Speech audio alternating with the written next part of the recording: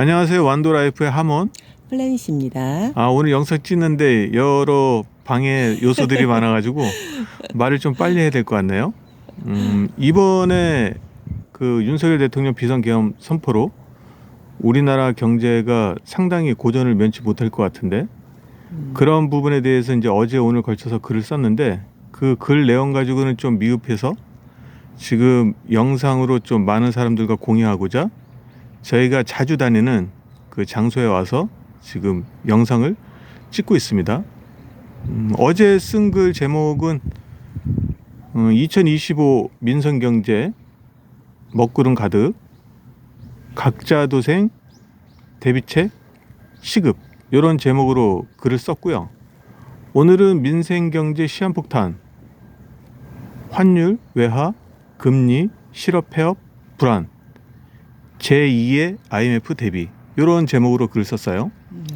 이 내용을 다 얘기하면은 영상으로 1시간 정도 걸리겠는데 요거를 한 1, 2분 사이에 그냥 간략하게 제가 전달하고 싶은 공유하고 싶은 그런 내용을 이야기할까 합니다.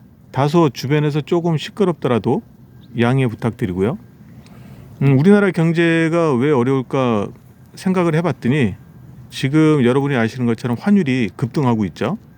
주식 매도는 급증하고 있어요. 그러게요. 그러다 보면 이제 외화가 유출되는 속도가 또 급물살을 탈 수 있고 그로 인해서 기업이나 자영업자들이 어려울 수 있겠다는 생각이 듭니다. 그러면 결국은 이제 실업이 늘어날 거고 폐업까지도 연결이 되면 우리나라의 경제, 특히 민생 경제, 서민에게는 직격탄이 될 수도 있다는 생각이 듭니다. 혹자는 야 이거 이제 좀 시간 지나면은 그냥 크게 뭐 문제될 게 있냐 하고 얘기하는 사람들도 있을 수 있어요. 그거는 지금 현재 상황을 제대로 파악하지 못한 그런 잘못된 판단일 수 있기 때문에 최악의 시나리오를 가상하고 미래를 대비하는 게 제일 중요하다는 생각이 듭니다. 2004년도에 노무현 대통령이 탄핵이 됐어요. 아시죠? 네, 맞아요. 2016년도에 박근혜 대통령이 탄핵을 됐고 그렇죠.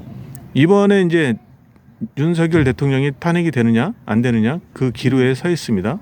물론 이번 주 토요일 표결에 붙일 수 있는지 여부가 관건이긴 하지만 글쎄 통과가 돼야 되는데. 일단 노무현 대통령 때는 경제가 괜찮았어요. 왜냐하면은 중국이 초고속 성장을 하고 있었기 때문에 세계 경제를 떠받치고 있었다고 해도 과언이 아니었습니다. 맞아요.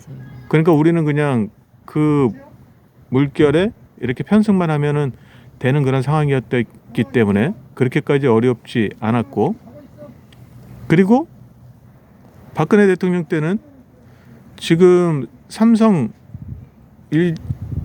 비롯한 여러 기업들이 수출 호조로 경제가 괜찮았습니다. 맞아요. 좋았죠. 근데 지금은 어떤지 이렇게 떠올려 보면 중국 거의 지금 저성장으로 버벅대고 있죠. 일본의 잃어버린 30년, 40년을 지금 중국도 그대로 답습하고 있다고 보시면 되고, 그리고 삼성은 지금 뭐 반도체 불황에 지금 들어갔다고 보면 되겠습니다. 맞아요. 삼성도 상황이 안 좋죠. 예, 삼성뿐만 아니라 뭐 기업 전체가 다들 어렵죠.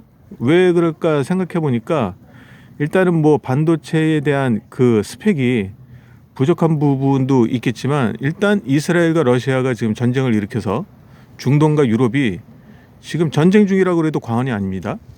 미국은 트럼프 아시다시피 어디로 튈지 모르는 럭비공 같은 대통령이고, 그리고 자국주의, 보호무역 이런 것들을 지금 계속 캐치프레이즈로 내세우고 있기 때문에 미국 같은 경우도 우리나라에게는 굉장히 힘든 그러한 상대가 될 거라고 예상이 됩니다. 그러면 이제 결국은 지금 뭐 세계 경제가 우리에게 긍정적인 그런 영향을 줄 수 있는 가능성이 없죠. 맞아요.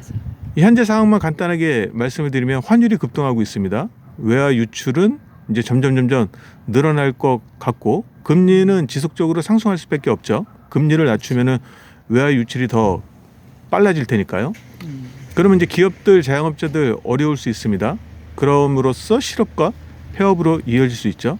이 5가지가 가장 핵심일 것 같고, 그래서 각자가 지금 상황을 직시하고 필요한 것들을 대비해야 되겠다는 생각이 듭니다. 특히 젊은 세대뿐만 아니라 뭐 기성세대도 마찬가지지만 영끌 비트로 인해서 투자했거나 뭐 사업을 하거나 자영업을 하시는 그런 분들 같은 경우는 굉장히 힘들 수 있다는 것을 염두에 두시고 제2의 IMF가 올 수도 있다는 그런 가정하에 미래를 잘 준비하셔서 1997년도에 있었던 IMF, 2008년에 있었던 금융위기와 같은 그런 전철을 밟지 않았으면 좋겠습니다.